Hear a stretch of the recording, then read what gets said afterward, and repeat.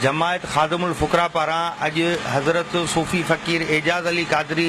जी जो पहिरियों उर्स मुबारक अॼु मकली ते मल्हायो पियो वञे। हज़ारे अक़ीदतमंदनि जा काफ़िला हिते अॼु मकली ते पहुची चुका आहिनि। साईं जिन जूं जेके सूफ़ी अज़म जे हवाले सां ख़िदमतूं आहिनि उन हवाले सां त हिन प्रोग्राम जे हवाले सां वरसी में रोशनी विधी वेंदी। उनखां अलावा हिन वक़्तु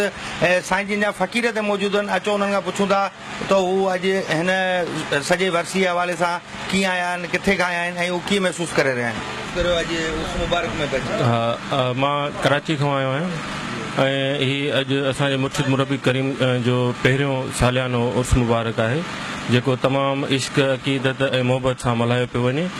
जंहिंमें सॼे मुल्क मां मुख़्तलिफ़ हंधनि तां फ़क़ीर पहुतल आहिनि हज़ारनि जी तादाद में, जेके पंहिंजे मुर्शिद मुरबी करीम जे उर्स पाक मल्हाईंदा, जंहिंमें मुख़्तलिफ़ क़िस्म जा प्रोग्राम आहिनि, रस्मूं आहिनि चादर जूं, ऐं उन खां अलावा सूफ़ियाणो राग जी महफ़िल आहे ऐं उन खां अलावा हिते काफ़ी हंधनि खां तमामु घणी जमायत आहे साईं जन जी जेकी अक़ीदतमंद आहिनि, उहे बि पहुतल आहिनि ऐं हज़ारनि जे तइदाद में आहे जेके अॼु इहे उर्स पाक मल्हाईंदा। अॼु असां पंहिंजे मुर्शिद मुरबी करीम हज़रत सूफ़ी फ़कीर एजाज़ अली कादरी अलमारूफ फैज़ अली शहनशाह जिन जो पहिरियों उर्स मुबारक मल्हाए रहिया आहियूं ऐं हिन उर्स मुबारक में तमामु परे परे खां असांजा फ़कीर फ़ुकरा दोस्त ऐं साईं जा अक़ीदतमंद सभु अची हिते गॾु थिया आहिनि ऐं असांजे साईं जिन जो जेको मिशन हुयो उहो हुयो इंसानी दोस्ती। इंसान दोस्त हुया साईं, सदाईं पाण इंसानी जी प्रचार करियूं, इश्क रसूल, इश्क ओलिया ऐं इश्क अल्लाह ते साईं जी तकरीरूं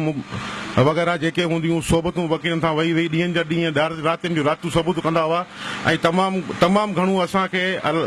पंहिंजे मुर्शिद करीम खां इहो फैज़ मिलियो जंहिंजे करे अॼु सॼी दुनिया उनखे फैज़ धणी शहनशाह जे नाले सां सॾे थी। पाण बेसिकली सीमेंट फैक्ट्रीअ में साईं ऑफिसर हुया ऐं हज़रत सैयद शफ़ी अहमद शाह बादशाह जिन जा दस्ते बैत थिया, पोइ उन खां पोइ साईं जिन अची हिन आस्थाने खे वसायो जिते अॼु साईं जिन जो रोज़ो मुबारक आहे ऐं ॿिए असांजा काफ़ी दोस्त आहिनि जेके साईं जिन ते उते मकानमा पढ़ंदा, उते सूफ़ी महफ़िल थींदी ऐं साईं जो जेको प्रोग्राम आहे उहो बेसिकली प्रोग्राम साईं जो इहो आहे त इंसान दोस्त, जो इंसानियत में ई सभु कुझु आहे। अल्लाह ताला जेके पैगम्बर नबी पैदा कया उहे सभु जा सभु इंसाननि जी भलाई जे वास्ते आया ऐं उन ई मिशन खे साईं जन जारी उसारी रखियो ऐं कलील अरसे में 20 साल जी उमिरि में साईं जन तमामु घणो फैज़ जा दरिया वाहे सया ऐं जिन जो मिसाल रहंदी दुनिया ताईं क़ाइमु दाइमु रहंदो। साईं जी जो उर्स मुबारक में तव्हां शरीक थिया आहियो, कीअं पिया महसूसु कयो? साईं अॼु असांजे महबूब मुर्शिद करीम जे विसाल जो ॾिहाड़ो आहे। सॼी जमात सोगवार आहे इन हवाले सां जो साईं जूं जेके यादगिरियूं आहिनि उहे अणमिठ आहिनि। साईं पूरी ज़िंदगी जमात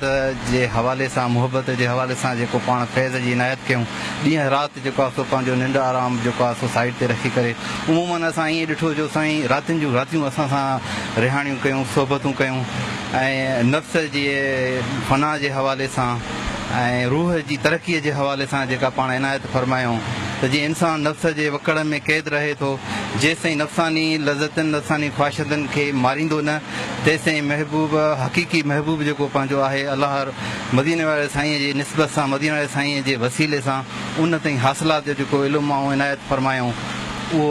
अहिड़ो आहे जो उहो फैज़ सॼी क़यामत ताईं जेको आहे सो जारी ऐं सारी रहंदो। हिन वक़्तु मुख़्तलिफ़ शहरनि मां काफ़िला हलिया आहिनि, घणे क़दुरु इंटीरियर मां जेको आहे दादू, लाड़काणो,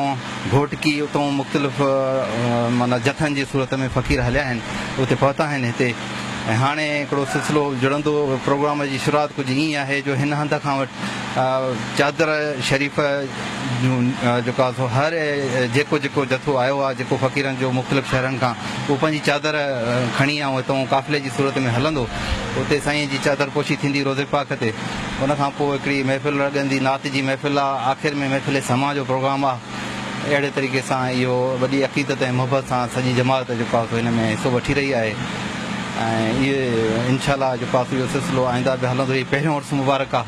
साईं नसीब कंदो असांखे जो पास उहे जेके सबक़ आहिनि, उहे जेके मोहबतूं साईं ॾिनियूं आहिनि, उन्हनि ते साबित कर रहण जे लाइ हिकिड़ी दुआ आहे जमात जी, त साईं उन्हनि जो लाभ असुल नमूने सां जमात वठी सघे।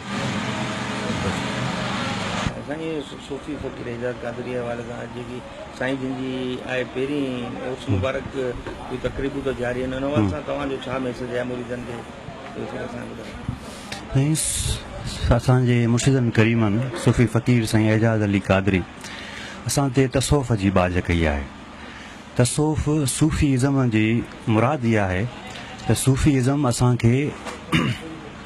इतिहाद इंसानी जो दर्स ॾिए थो, रूहानी तरक़ीअ जो दर्स ॾिए थो ऐं सॼे आलम में अमन जो दर्स ॾिए थो। ऐं यकीनन इहो असांजे छुटकारे जो रस्तो आहे ऐं रब करीम सां मुहबत जो हिकिड़ो रस्तो आहे। छो त असां या त जन्नत जे लालच में हिकिड़ी ज़िंदगी गुज़ारींदा आहियूं या दोज़ख जे ख़ौफ़ में, पर जॾहिं त हिननि ॿिन्ही खां बालातर आहे रब करीम जी मुहबत ऐं रसूल करीम अलैहिस्सलातु वस्सलाम जो इश्क़ ऐं साईं जे मुर्शिद जे निगाह सां असांखे उहो नसीब थियो। महिरबानी। अॼु मौजूदु फ़कीर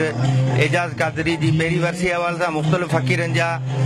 वीचार ॿुधा। हुन चवण साईं जिन असांखे तसूर जो दर्स हुन ज़रूरत हुन ॻाल्हि जी त इंसानियत जी प्रचार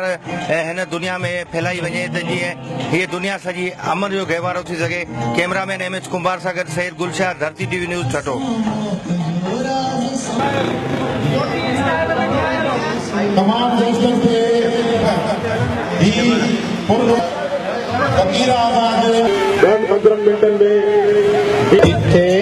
हिन आस्थाने तो जिथे जिथे मुर्शिद रहिया आहिनि उहे आस्थाना क़यामत